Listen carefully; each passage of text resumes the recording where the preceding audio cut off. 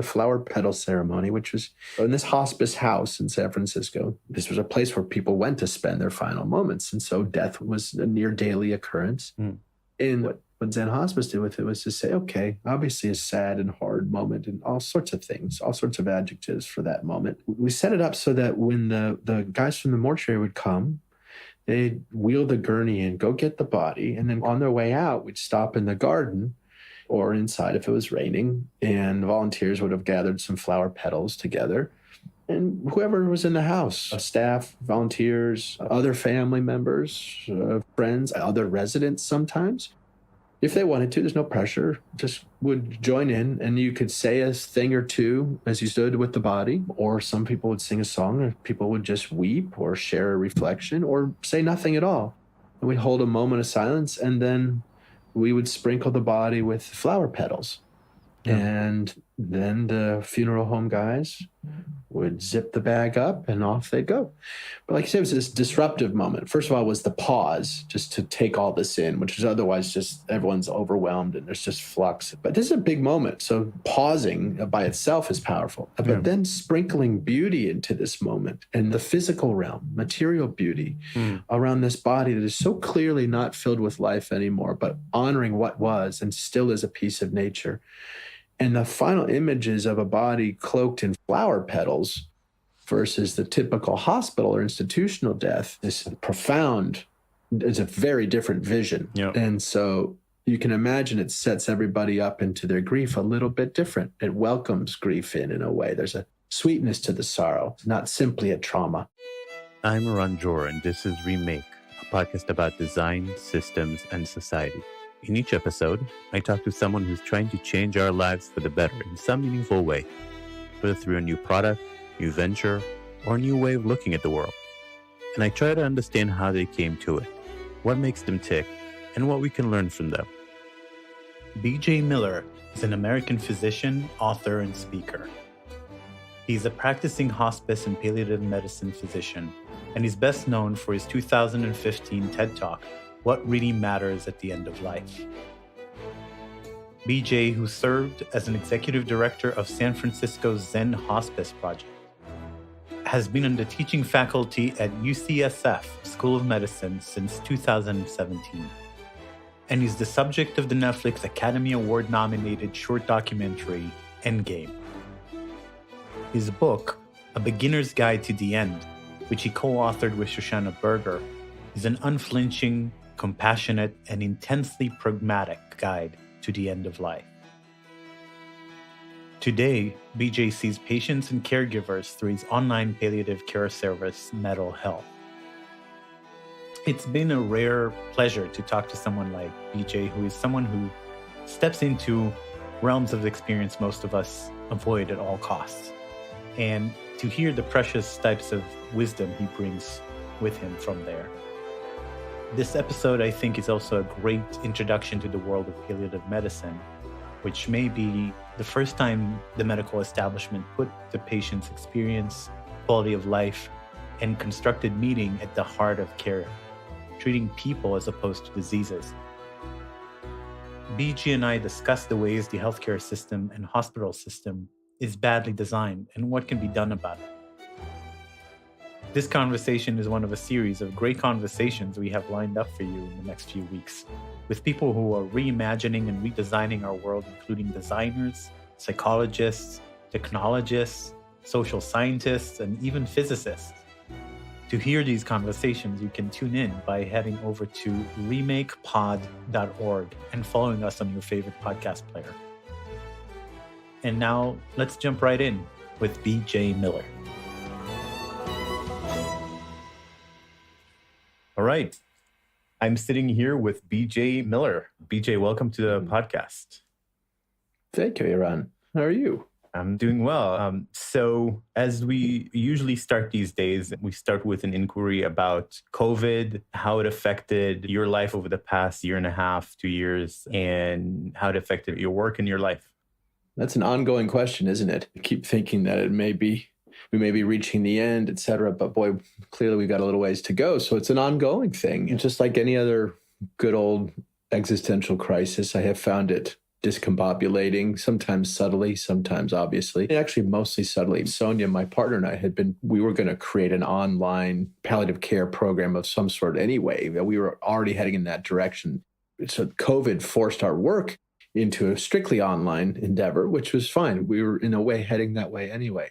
And in the rest of my life, so much of my life has to do with work. And when not at work, I like to be in the woods. So in some ways, there weren't macro changes on my life. In public speaking and things like that, I used to do a lot more of. That has gone away, at least for now. So there's some changes. But I think the more interesting part of your question is just personally how it's quietly just loose, shaking me down, just like everybody. All the systems that we participate in and take for granted, all our sort of daily rhythms are all just a little bit or otherwise jacked, and you can feel it. And so I feel a little wayward, a little less hopeful at times. I just watch my mood smolder and feel a little less bound to this planet and all that kind of good stuff when the ground shakes underneath us. Yeah. That's still going. I notice that daily. Yeah. It's definitely something that everybody knows from their personal experience. And that's one positive thing that we have with COVID is this shared global experience that everybody can connect with and everybody understands, even though it's very different in different places, but there's some aspects that are the same. Yes. This is the part that actually gets me excited. I found that for me, that there was also this a little bit of unraveling at first where everything was hitting. But after a while, it got very comfortable. You get into your paces, and I would just started cooking at home and going for a walk in the woods around the house or in the park and not seeing anybody. And it almost becomes too comfortable. Like then you have to shake yourself up when you can see people. Right on. Yeah.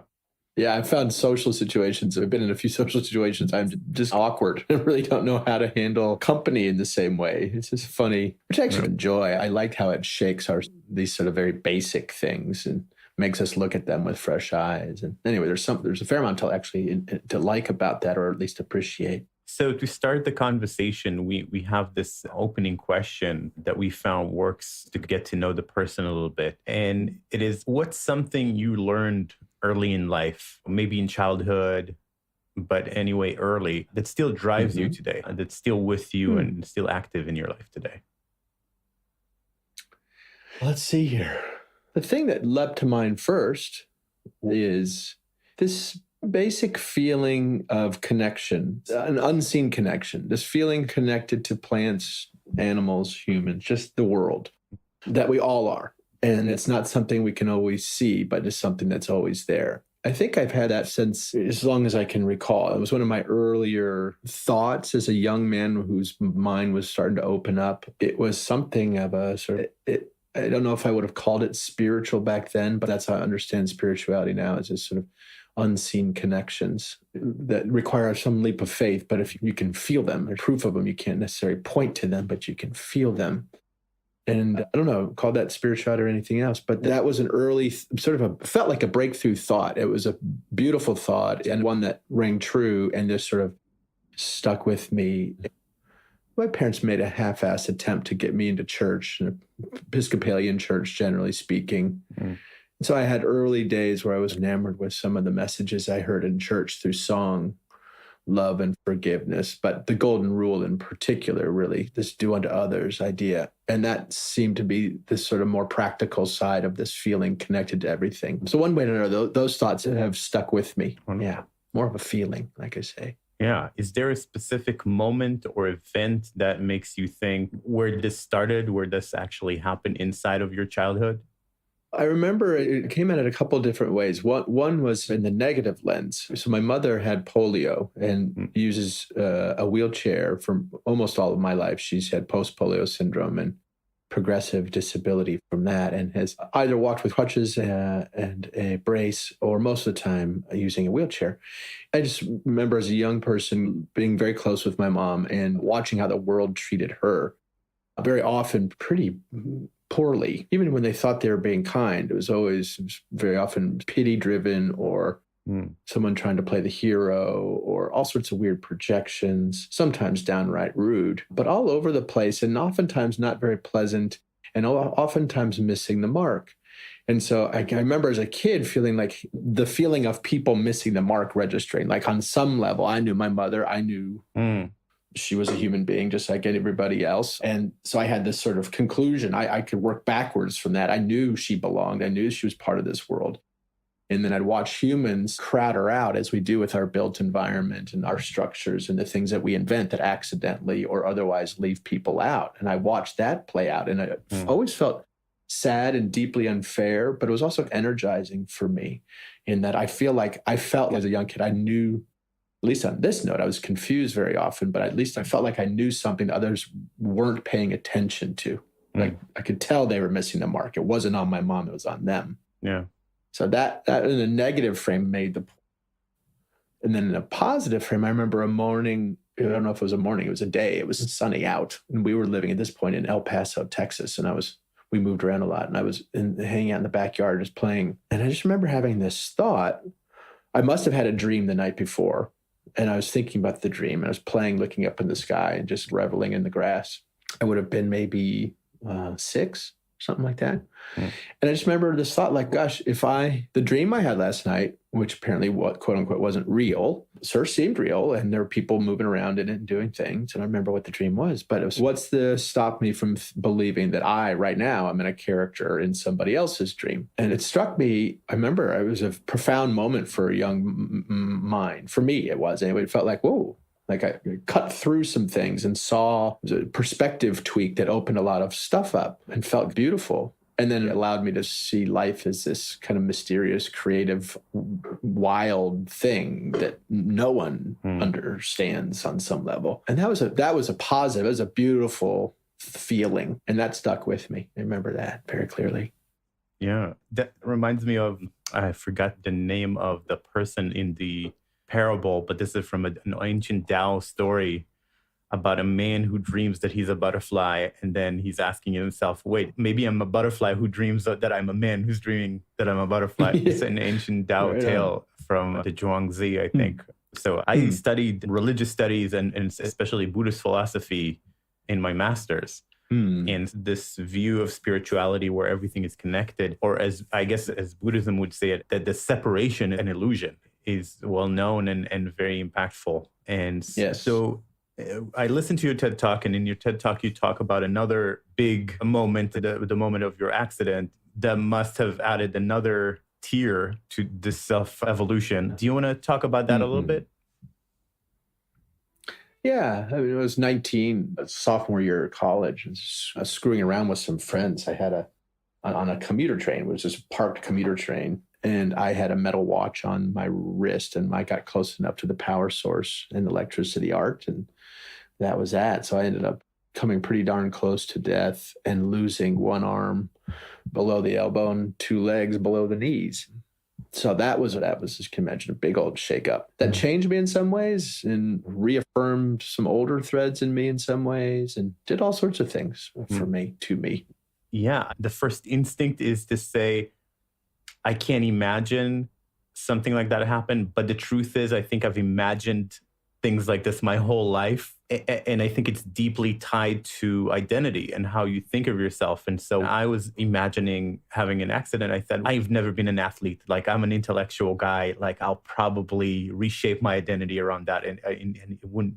How do you engage with identity during that period? Because it seems like the biggest crisis is one of identity at that point. Is that be a fair description? Yeah, I think that is a good and fair way to put it. You can trace a lot of things back to that notion. Yeah, I mean, I'll roll with you on that. That does feel right. You're distracted by all sorts of physical sensations, of course, that you're dealing with that get your sort of top of mind. But all those cue you back to your question about who the hell am I? Why is this happening? What should I do about it? I'm trying to make sense of it, trying to make sense of yourself within it, et cetera. So yeah, this identity issue does register, absolutely. And for me at the time, 19, your identity is also, I think many people's identity is inherently in flux, or perhaps it's deepening, or something's unfurling. And this is a pretty rich time in a developing person's mind and being. And for me, I had always felt a little lost in the world of humans. Because as I mentioned earlier, I think I was a sort of a sensitive kid, and watching how the world treated my mother reified that, confirmed that. This sense of feeling connected. I felt connected, but then I'd watch people step all over the connection casually, just not distinguishing themselves, separating, feeling themselves, holding themselves as separate. And I had some sense that we weren't. I wouldn't have articulated it very well, but I could feel this problem in me where I felt connected to all these humans, but humans didn't seem to be acting very connected. Yeah. And it confused the hell out of me. So that was in the backdrop for me always. And at that point, so I was always feeling a little bit wayward, a little bit lost, a little bit melancholy. And then sometimes I'd snap into these moments of connection with people where it would all kind of work and I'd feel elated. But if you ask me who I had signed up, I was explicitly taking this on as an undergraduate at a liberal arts. I was taking advantage of being at a liberal. I was taking it seriously. I was going there to learn things, have new thoughts and experiences that would help shape me. I was looking to be shaped on some level. And I may have answered, I think one of the things that happened around that time, and I've come to see it now as a sort of a mixture, but at the time I may have thought more like that identity was this thing that you discover that exists and you just got to go find it, much like meaning of any kind. Meaning exists and our role is to go uncover it somewhere.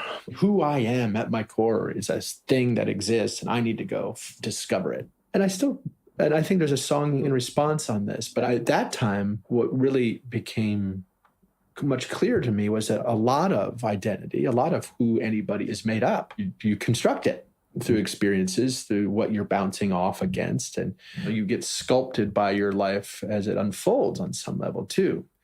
And that was actually really key, because if I could acknowledge this sense of self as being this made up thing, it's still a work in progress, but then it allowed me to start thinking of being as a creative endeavor. I don't make art. I'm not a classically creative person. You wouldn't look at my CV or whatever, blah, blah, blah. But I think around then, I know that I absorbed this notion or this sense that we are creative inherently, of just getting through the day, making ourselves up, et cetera. That was a big moment where I started to move towards this idea of a more playful thing, that life gives us this raw material and we make stuff from it. And that is not preordained. And that is a work in progress ever. And I love that notion. I was very happy to find my way to that thought. Yeah. Yeah. It's a shame that this is something that's not taught more explicitly. I mean, it is in Buddhist countries, but not so much in the West. It's quite the opposite. But I want to go back to a point that you made about connection for a second. It reminds me of Ta-Nehisi Coates and Between the World and Me, where he kept referring to the people who think they're white. As in, I know that we're all the same, but there are these people over there who think they're white and I'm not. Does that resonate? Is that similar to what you were feeling in a way? Yeah, sure. In a way, yes. It's more artfully put and very evocatively put. But yeah, that's right. And I think this sort of misplaced meaning or misplaced identity markers cause a lot of trouble for everybody involved. But I absolutely appreciate that statement. And that does feel accurate to me. So we're going to talk about palliative care and what you do today, but it feels like some of that transition started even in that unit after the accident, where you talk about the Snowball. Do you want to tell us a story? Because to me, that felt so connected. Yeah. And it's funny, it's only much later in life that experience has registered as so significant. At the time, it was significant. But so what happened was, and I misspoke in my TED Talk, it was a lot of these memories of being in the hospital were pretty blurry. But it was my friend Pete who smuggled in this Snowball. The burn unit around inherently, it needs to be a very sterile place. By design, it's meant to keep nature at bay. It is not a natural place. Right. You would never confuse a burn unit with something you stumbled in the woods. And so infection is really what kills a lot of people, burns. So the place is incredibly sterile. Everyone's gowned up, blah, blah, blah. Especially in the early days, you couldn't have more than one person in your room at a time. There was no windows. You were in a sealed space, blah, blah, blah. So that was a sort of backdrop. And it was November that I was injured, end of November. And this is in New Jersey. And so winter came and you're sitting in this bed strapped to all this machinery. You're not moving an inch.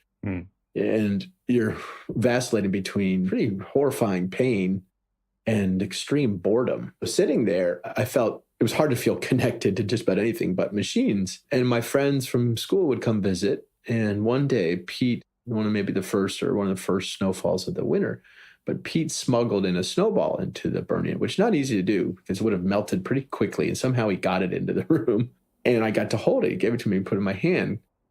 As he's a beautiful, thoughtful guy, I think he just was trying to bring the outside in. I don't think he was trying to do anything holy, but it felt pretty holy, touching this piece of nature in my hand. So one was just having access to nature, again, was pretty powerful to feel that connection and to realize we are nature. And then the other was just watching this thing disappear in front of me. The snowball was dying. As you're watching it melt, I could feel the coldness on my skin, which was scintillating. My skin was so hyper sensitive and so hot and still. So feeling the coldness and then watching this snowball melt, go away, it's dying, right? But it's not going away entirely. It's becoming water. You start seeing how death or endpoints are themselves made up. They're, sort of mental. We dog ear this moment and we call it a death. But really, if you step back, it's just a change. It's really all you can say. Yeah. And that snowball went away and I was left with the puddle. But anyway, I was just feeling this movement of time and how everything given enough time is okay, and how much command we have over our experience by naming it well, by seeing it a little bit longer and seeing it through. And so it felt like it was an aesthetic euphoria. It put me in touch with my senses in a way, because anything pleasurable at that point, your body is not. It's just a tube of pain for months. And so feeling anything, any relief was powerful.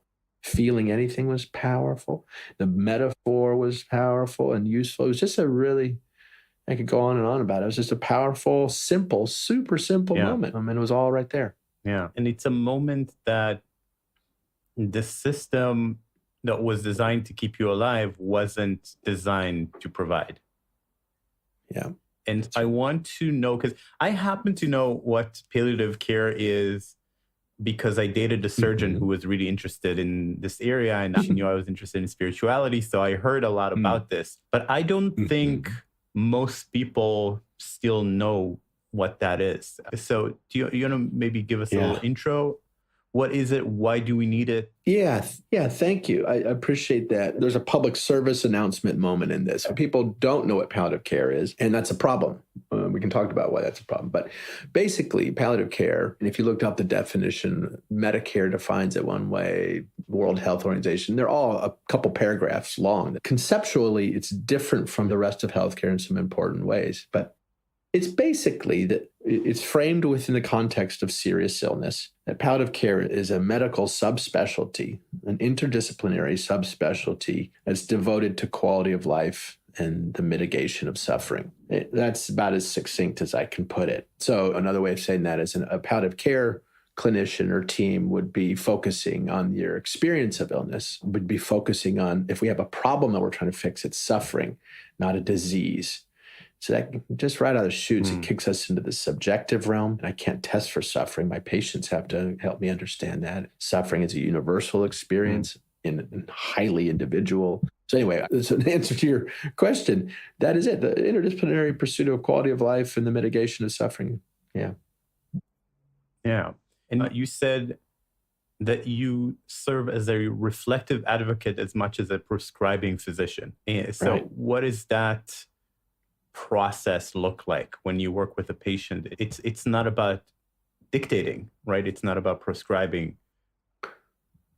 That's right. Sometimes the work, especially as a physician on the medical side, a lot of the work as a palliative care doctor does include a prescription pad, often treating the common sort of modes of suffering within illness, symptoms, basically pain, nausea, fatigue, etc. So a lot of the work can be doled out through a prescription pad, but that's just a piece of the puzzle. That's just really trying to turn down the noise for a person so they can be something besides their illness for a moment. And the rest of the job is much more spiritual or existential in nature, relational in nature. Some folks, we love to talk about patient-centered care, to remind ourselves that the healthcare system was really designed for diseases, not people. You feel that all over the place. It's good to name it. But another way of putting it is really, perhaps a refined way of putting it would be that it's really relationship-centered care. It really is about the dynamic between two human beings. So when I go in to meet with a patient and family, yes, I'm going in as a palliative care physician. That's my excuse for being there in a way. That's the ticket to get to this person in a very intimate moment. But the rest of it from there is really taking off the white coat and being a fellow human being, in knowing how, in my own experience, how we, like we were saying earlier, how we make ourselves up.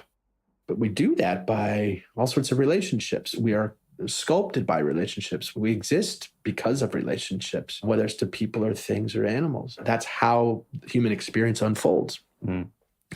And so then I'm stepping into a dynamic where my job is to be that fellow human being relating. Oftentimes that may be bearing witness, just listening and making sure someone's story is seen and heard and felt, and they know that they exist because someone is seeing them. And someone is seeing them with non-judgmental, open eyes, and on some level, accepting them. Judgment, projection, these are the perils. These would be the pitfalls in my trade. Really, it's my job to be there for them as they begin to see themselves in these new circumstances, as they begin to feel safe because someone isn't running away. Maybe even someone is loving them. And then they start feeling comfortable in the world again, maybe for a minute. And maybe they can start carving out from there a sense of, hey, I want to be on this planet now. And then maybe from there, they can start having hopes and dreams again for whatever time they have left. And in this way, you're unfurling with a human being, oftentimes simply as a witness. Rarely am I telling someone what to do. Sometimes I'll nudge or suggest or provoke so that we can find our way. But it's really, my job is to help catalyze an experience in someone else and not to dictate it, if that makes sense. Yeah. One way that I was thinking about it is the traditional healthcare seems to treat people the same. It's almost like a factory for curing disease, and it's all about efficiency, and rightly so in some ways. And what you do is treat each person as an individual first, with their own values, their own priorities that might be different from that of the healthcare system entirely. Exactly. Yes. And a person might choose to not go through chemo, right? The person might choose to take a risk, take a thoughtful risk for quality of life. And it almost feels like you are this, and I don't know if this is a fair description, but almost like an interface, like a human, we design interfaces. So almost like a layer of interface with the person. And you can talk to both the hard healthcare system and the soft human person.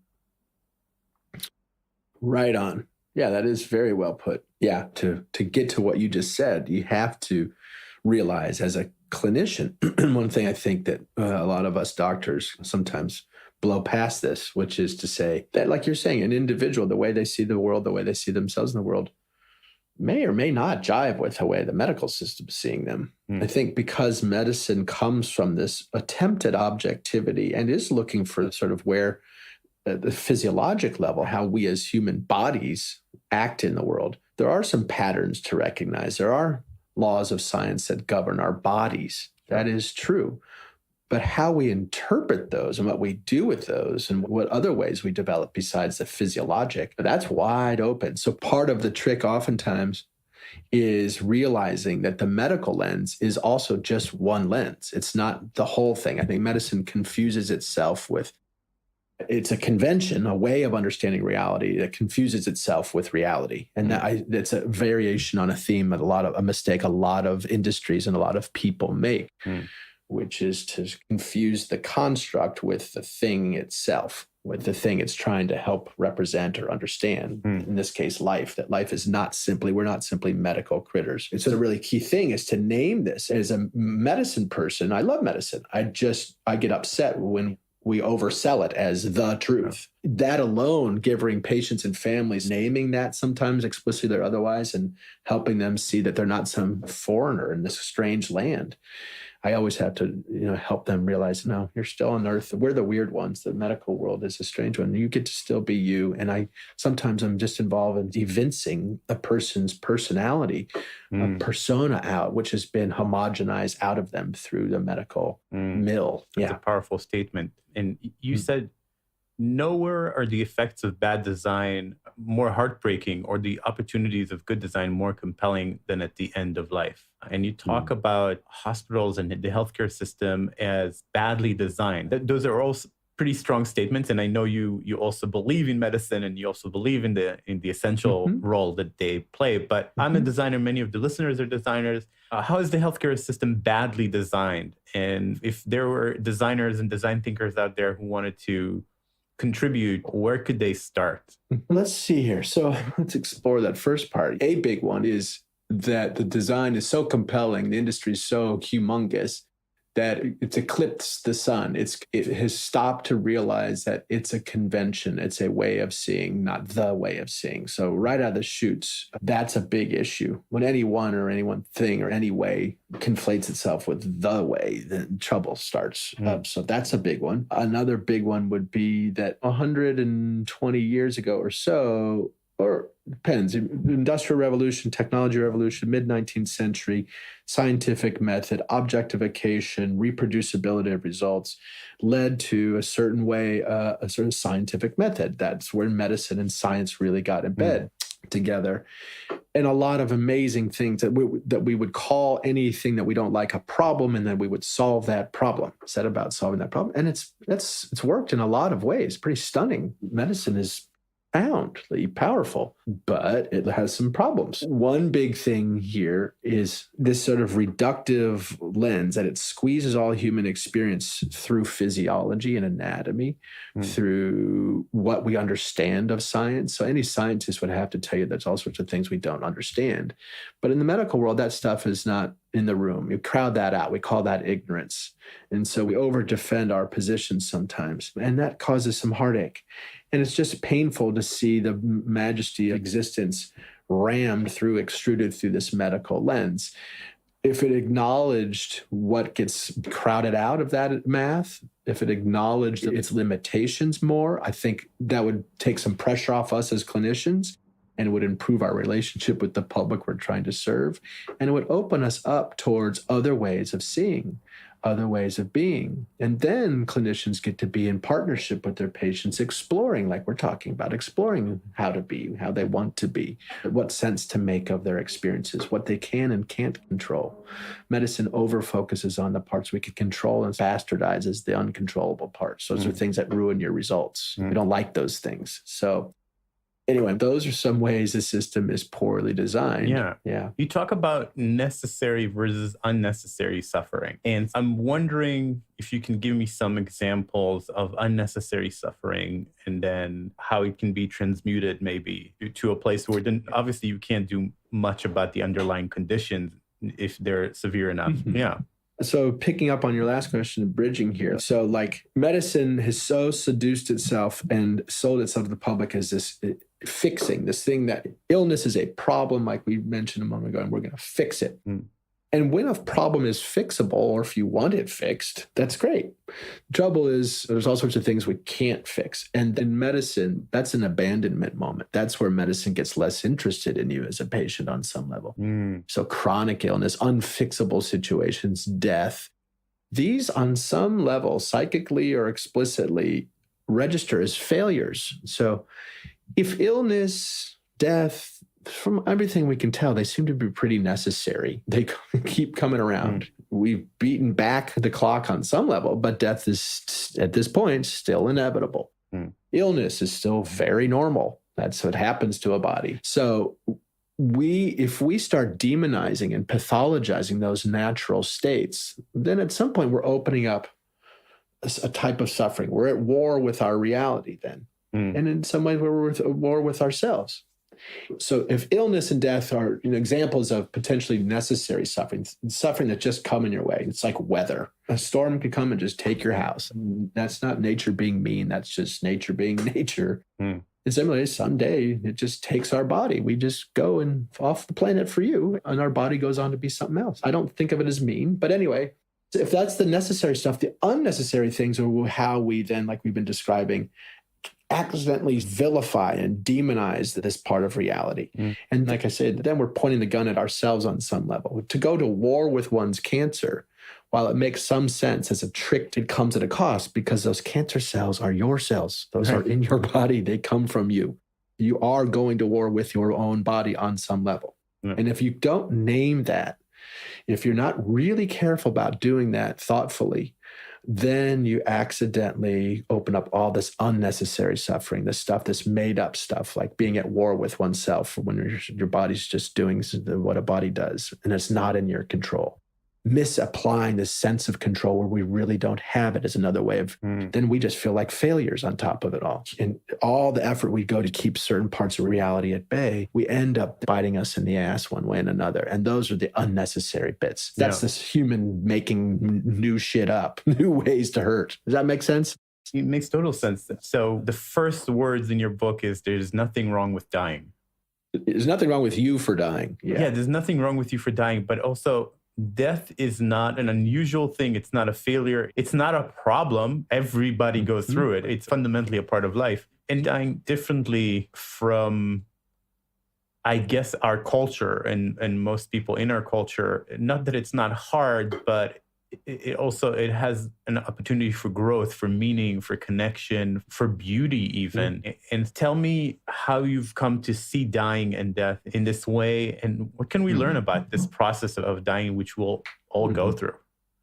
There's a lot I think that dying or death can teach us. My favorite thing is how everything's got to go. It is the most egalitarian force around. It doesn't judge you. It will take all of you, not just the good parts, not just the bad parts. It's not picking and choosing.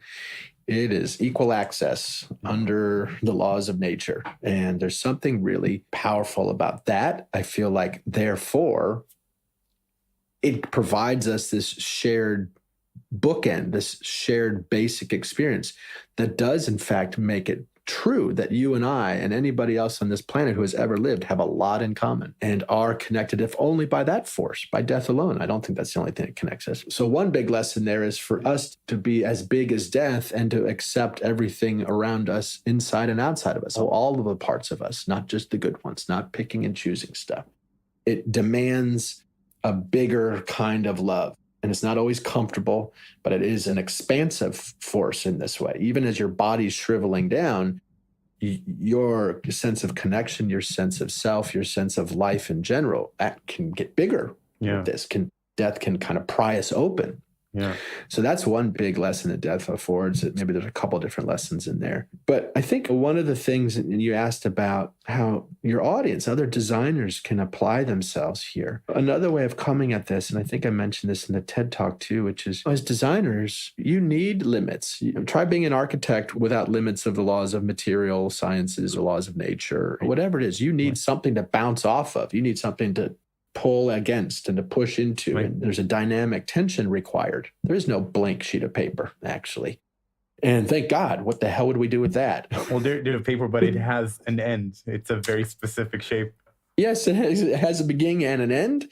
And if you start, and you can pretty quickly start populating that paper with things that you can't change, that are just facts that you have to work with. So when we as humans bump up against certain things that are bigger than ourselves, that are beyond our control, things that we can't change. And for me, one of the things I've learned, I've loved this statement, is like, I love to change things, but when I can't change things, I know it's on me to love that thing. That's the best thing I can do. If I can't change something, I need to love it. It doesn't necessarily mean like it, but I need to understand that my love of life includes this thing too. And so this is where humans get really creative. Like I said in that talk, you could say, what a pain in the ass. We've got to eat food. We've got to go find food just to live. What an annoyance. Yeah, it's a pain in the ass, right? Especially if we were hunter-gatherers. There's a lot of work going into getting our food, right? Wouldn't it be nice if we didn't have to eat? I could just lounge around. Yeah. We could see the need eat as a problem. But as humans, we've found our way to reconcile, okay, fact of nature, part of the deal. Now let's get creative. Let's get inventive. Let's get playful. Look what we've done with food as a species. Jesus, it's amazing. Or the need for shelter, this thing that we just need. Look what we've done with that in architecture. I have a friend who rails against sleep. He's so mad that we have to lose half of our life to sleep. So I feel like it has something to do maybe with left brain, right brain kind of duality, where there's a tendency in the left hemisphere to see things in this very practical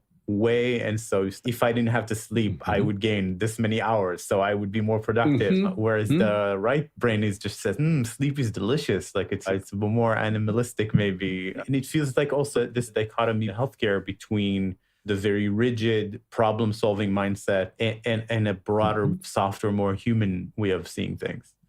And ideally, there's an interplay between those two. You don't need to choose one of those paths. That's a beautiful swirl that can happen simultaneously and together. And that's when things are really clicking. You get both. Yeah, that's why we need both perspectives. So you said that what the dying need is comfort, existential peace, and a sense of wonderment or spirituality. And this wonderment is something I'm very curious about. And it's infused, I think, also in the Netflix movie Endgame and in your book and in your work. It is, I can't quite put my finger on it, but giving people a new perspective, a more expansive perspective, a moment of seeing through the boundaries that are pressing them. Can you talk about that a little bit? Yeah.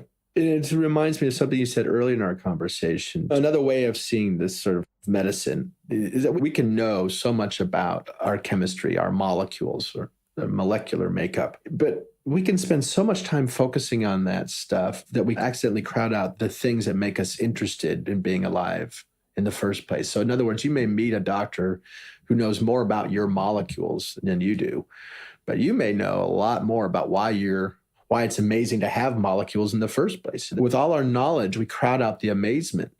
It's just stunning that you and I are having this conversation. We're in the same place at the same time on the same planet talking with each other. What the fuck are the odds of that? Excuse me. It's just the whole thing is insane. Yeah. It's just wild. And you look up in the night sky and we're one of a zillion. It's just, if that gets crowded out, that very basic, accessible wildness of all this, then we've really lost something. We've lost the inspiration. So you may prescribe, if you're my doc, you may have all the prescriptions, all the meds to help me keep going. But if you've crowded out my inspiration to keep going, then we're done. We're toast. You have to find a way to that intrigue. And that gets lost oftentimes in modern life and certainly within the healthcare system. I think when we were talking about Wonderment, one of the things that appealed to me, so you described this ritual at the Zen Hospice Project. When somebody dies, you describe the simple ritual that they have that I feel does just disrupt the standard default way of framing death. Maybe you could describe it. Yeah. So Zen Hospice Project, what a cool place that was. I worked there for 5 years. I don't know who created this ritual, but it was around by the time I got there. And it's probably way older and bigger than the Zen Hospice Project. But basically the idea was, we called it the flower petal ceremony, which was, so in this hospice house in San Francisco, this 6-bedroom little Victorian, this was a place where people went to spend their final moments. And so death was a near daily occurrence. In the way this organization made what we did with it, what Zen Hospice did with it was to say, okay, obviously a sad and hard moment and all sorts of things, all sorts of adjectives for that moment. But then the sort of necessary logistics of the funeral home coming to retrieve the body and take it away and close this chapter of a person's life. We set it up so that when the guys from the mortuary would come, they'd wheel the gurney and go get the body. And then on their way out, we'd stop in the garden or inside if it was raining, and volunteers would have gathered some flower petals together. And whoever was in the house, staff, volunteers, other family members, friends, other residents sometimes, if they wanted to, there's no pressure, just would join in, and you could say a thing or two as you stood with the body, or some people would sing a song, or people would just weep or share a reflection or say nothing at all. And we'd hold a moment of silence, and then we would sprinkle the body with flower petals. And then the funeral home guys would zip the bag up and off they'd go. But like I said, it was this disruptive moment. First of all, was the pause just to take all this in, which is otherwise just everyone's overwhelmed and there's just flux. But this is a big moment. So pausing by itself is powerful. But then sprinkling beauty into this moment and the physical realm, material beauty around this body that is so clearly not filled with life anymore, but honoring what was and still is a piece of nature. And the final images of a body cloaked in flower petals versus the typical hospital or institutional death is profound. It's a very different vision. And so you can imagine it sets everybody up into their grief a little bit different. It welcomes grief in a way. There's a sweetness to the sorrow, not simply a trauma. Yeah, and again, this thing that I'm trying to put my finger on, because it's almost a design principle. You also said in hospice, one of the most tried and true interventions is baking cookies. You talked about making life more wonderful, not just less horrible. So is this the principle of there's a joy to be found in these moments? You can disrupt the pressure from the system and from society to be gloomy or to disappear. There's some sense of defiance in that, of doing delightful things. Yes, there is. The palliative care is really trying to disrupt these flows. And in some ways, palliative care, when I'm part of, it shouldn't need to exist. Why do we need a subspecialty to remind us that we are connected, to remind us that how we feel is important, to not run away from naturally occurring things like death? The truth is, if we were all super mature humans living in a super mature society, we wouldn't need a specialty to come along to make the case. It's because the healthcare system has swept away so much of the good stuff and has taken us down this chute that we have to have this other force come in and remind us, yank us towards these other things that otherwise get lost. So it is disruptive. It is even a little revolutionary within the confines of healthcare. And in this way, in the spirit, especially early on when I was joining this field, there was a real spirit of a countercultural kind of coyotes, like tricksters, kind of playing with these conventions for therapeutic purposes, but getting bold and disruptive. Yeah. So trying to get at the root of that, it is, you might say that's simply just the act of not running away from hard moments. Just if you stick around and bring your whole self as a creative human being to any old picture you're sitting in front of, including a dead body, if you let yourself be there, well, then other cool thoughts and feelings come with the package because you're there as a human being. And so it's an act of not running away and letting ourselves and seeing the made up thing that is human perspective, or the malleable thing that is human perspective, how we can frame things, how we can change things by the way we see them. If you bring that to the mix, just that, not running away and that sort of creative perspective work, that's 90% of the game. That's so much of what it is. And then from there, it's just, let's see where we go. I'm present with you in real time. Let's see where we go. And then it's a curiosity, and then it's playful, then it's beautiful, horribly sad, painful. It's many things, but you get to stick around with a lot more. If you're not trying to crowd out hard stuff in life, then you get to be present for a lot more life. In your book, which you wrote with Shoshana Berger, first of all, I love the title, A Beginner's Guide to the End, Practical Advice for Living Life and Facing Death. And I love this title because it also captures the spirit of the book. It is at the same time profound and deals with topics that are very taboo and extremely dry and practical at times in a way that makes me laugh almost. And like I said before, the first words are, there's nothing wrong with dying. And you make a point there. Next to birth, death is one of the most profound experiences. Shouldn't we talk about it, prepare for it, use what it can teach us about how to live? And so what led to writing this book? I'd love to hear the story of how it came about and what were your thoughts as you were crafting it?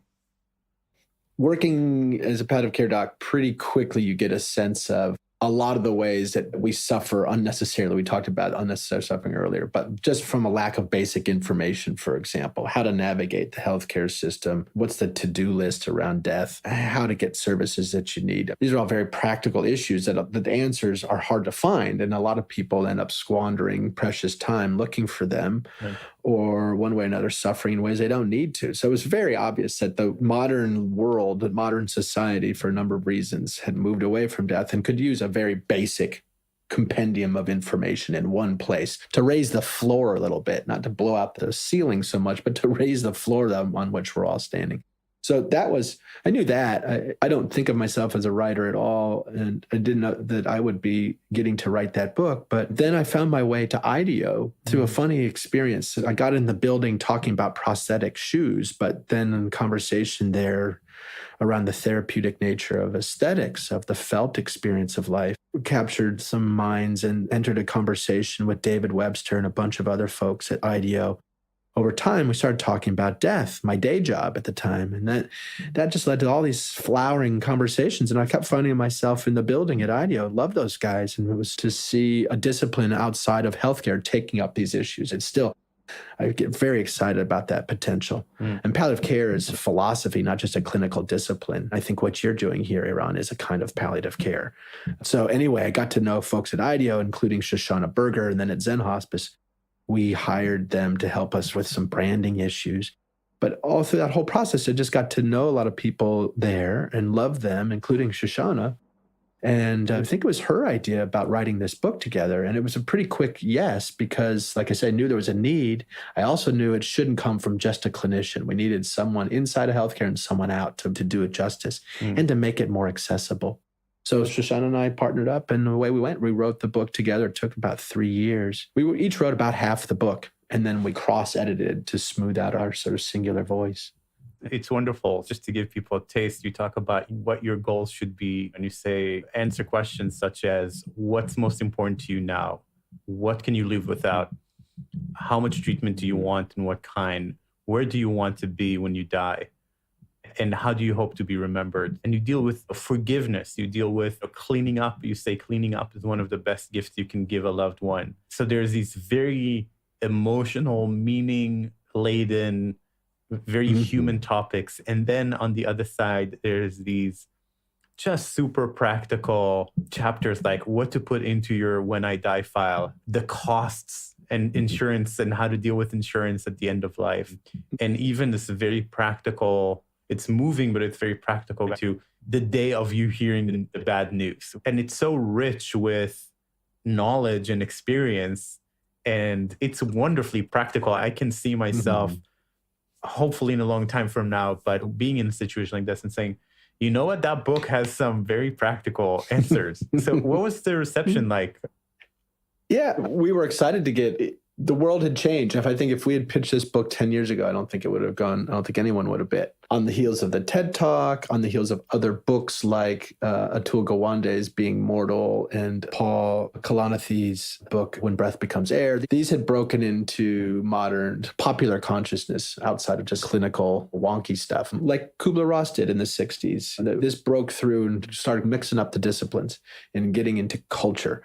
So that paved the way for a book like ours. So Simon & Schuster bought it, and away we went. That was thrilling to have a real big-time publisher. The way it has been received, our guess was that it would be modestly well received, but for a long time, because the subject wasn't going anywhere. And that seems like how it's going. It didn't take the world by storm. The subject still terrifies people. And we hear from people a lot who found their way to the book, loved it, but they're like, man, my mom sure could use this book, but I can't give her this book because of the title, and she'll be terrified. So we still bump up against this sort of just smoldering fear around the subject and the idea of people not wanting to look at it. And the book is written very deliberately to help us look at this subject. So you have to be ready to look. Yeah. And so that's been our challenge of how to push the book into the world and get it into the hands of people who actually need it. Has proven not easy, but it's been a work. So I think that'll just keep going for years. We'll always be trying to find ways to get the book to people. Yeah. So it's been well received, but not flying off the shelves either. Yeah, a book like that would have a glass ceiling, but also a lot of longevity potentially and a lot of impact. So I'd imagine a lot of people would probably write to you and say it was really helpful. This is wonderful. Yeah, brother. Thank you. And I have one final question for today. Alain de Botton, in his TED Talk, the philosopher, talks about the difference between a lecture and a sermon. A lecture is a secular way of giving you a little bit of information, and a sermon is an urgent plea trying to change your life in some way. And so I give you a couple minutes, the rest of the time that we have, to give a short sermon to someone. This one thing, what is the one thing that you would tell someone that would change their relationship with sickness, with death, with all this hard stuff that they will encounter later in life if they're not in there now? Well, let's see here. I suppose the biggest point would be, that includes all the others, is that literally and metaphorically, if you can find a way to include death, literal death or metaphorical death, like other losses, changes, things that outside your control. First of all, if you as a human being need to understand that the way you see the world as it presents to you, it has to go through you to get to you. We are little prisms. We bend light. The reality of the world, as it's presented to us, we affect that. Beauty actually is in the eye of the beholder. Color is in the eye of the beholder, like literally. If you can grasp that and understand, therefore, that there are things going on outside of your control, understand that there are things going inside and outside of you, that life is flowing through you. It's not your life per se, it is. But life, big life, is being pushed through your body and your experiences, and it's one of an infinite variations on theme. And if you can find your way to craft a worldview that includes death, literal or metaphorical, then death is just another moment in life. The end of life is just the end of this life, your life, the end of BJ. But my body goes on, my emotions go on, the connections continue to affect people. If you believe in spirit, that certainly goes on. So I guess what I'm circling around here, Aaron, is this basic idea: find your way to a worldview that includes everything in you, every piece of you, including death. You will find your way to being at peace with yourself, to knowing yourself, to being fascinated by yourself, and being also able to let yourself go. You get all of the above if you can rope death into life. That is not easy to do, but I'd highly suggest your effort will be well rewarded. And even if your whole concern is you're terrified of dying, I would still tell you that the surest way to protect yourself against a scary or awful death is to find a way to loving life and to living your life while you have it to live. Very important. It doesn't wait for you. So illness is not a detour. Death is not a divergence. It is life, not its absence. Thank you very much. Yeah. Oh, such a pleasure. Thank you for your time today. All right, that's it for today. If you enjoyed the podcast and would like to support it, please consider writing a 5-star review in Apple's podcast app or wherever you're listening. It helps many more people discover the podcast and also makes us feel good. Current support for the podcast comes from my own design company, Remake Labs. We run design sprints all over the world, and our goal is to improve outcomes, whether in business or various organizations, through repeated and rapid design interventions. Now, until next time, be well, everyone. See you next week on Remake.